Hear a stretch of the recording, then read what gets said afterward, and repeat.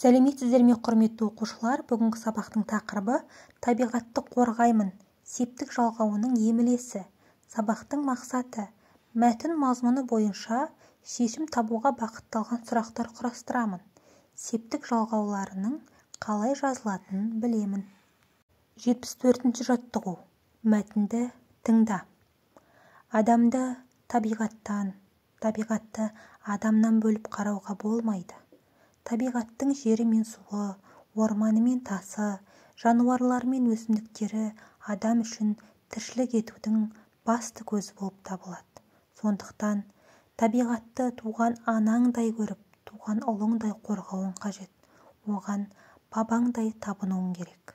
Егер сендер ағаштарды аяусыз сындырып, гүлдерді жұлып, құстардың ұясын бұзып, жазықсыз жәндіктерді өлтіріп, ағып жатқан суға қоқыс қалдықтарын тастасаңдар, табиғат анамыз тарығады.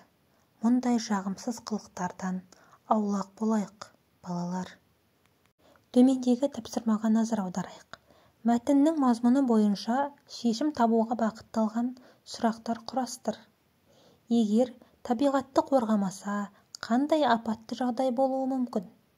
Табиғатта болатын апатты жағдайдың адамзатқа зияны қандай?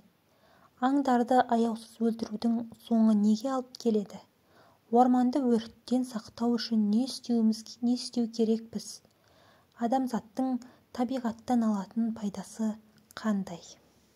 75-ші жаттығу. Жұмбақты оқып, жатқа айт, шешуін тап.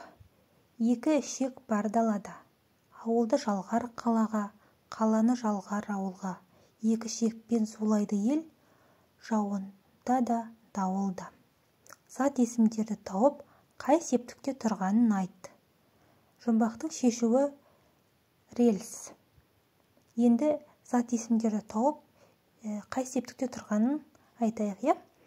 Бұның ішінде ауылды, қалаға, қаланы, ауылға, ішекпен, жауында, дауылда, ел деген сөздер. Енді осыларды қай септікте тұрғанын айтып көрелік. Ауылды табыс септігі, қалаға барыс септігі, қаланы табыс септігі, ауылға барыс септігі, ішекпен көмектес септігі, жауында жатыс септігі, дауылда жатыс септігі, ел атау септігі болып тұр. 76-ші жаттығу. Берілген зат есімдерді екі түрлі септікке қойып, жақшадағы сөзбен тіркестіріп жаз. Бұл жерде Гүлнұр бару, жіп байлау, қол жуу, ән айту деген сөздер берілген екен. Енді осы сөздерді екі түрлі септікке қойып, бір-бірімен тіркестіріп жазайық. Бірінші, Гүлнұрмен бару, Гүлнұрға бару.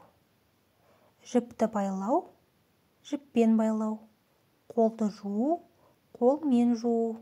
Әнді айту, ән айту.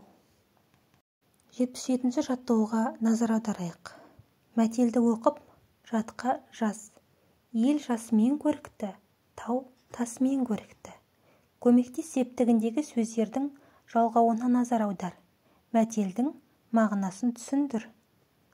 Мәтелдің мағынасы: әр нәрсенің өзіне тән әдемілігі, сұлулығы болады деген мағынада айтылып тұр. Тау тастан құралған соң, оның ерекшелігі, сұлулығы сонда. Мысалы, мектеп оқушыларымен, ұстаздармен көрікті. Егер мектепте екеуі де болмаса, онда мектептің ешқандай сәні кірмейді. Яғни, әр нәрсенің өзіне сай көркі бар екендігін білдіріп тұр. Келесі 78-ші жаттығу. Төмендегі сөздердің тиістісін қойып, өлеңді қалпына келтір. Өз отаным маған күн, мен басқаны ұқпаймын. Әкем менен анамның айтқанынан шықпаймын. 79-ші жаттығу. Көп нүктенің орнына тиісті септік жалғауын қойып, сөйлемдерді көшіріп жаз. Бірінші, табиғатты адамнан бөліп қарауға болмайды. Суға қоқыс тастама, құстардың ұясын бұзба. Бұл оқиғаны журналдан оқыдым. 80-ші жаттығу. Табиғатты қорғайық нұсқаулығын толықтыр. ағашты кеспе, гүлді жұлма, суға қоқыс лақтырма, орманға от жақпа, құстардың ұясын бұзба, табиғатты ластама. Құрметті оқушылар, осымен бүгінгі сабағымыз аяқталды. Егер сіздерге сабақ пайдалы болған болса, онда міндетті түрде арнама жазылып, лайк басып, өз пікірлеріңізді төменге білдіре кетіңіздер. Келесі сабақта жолыққанша аман сау болыңыздар.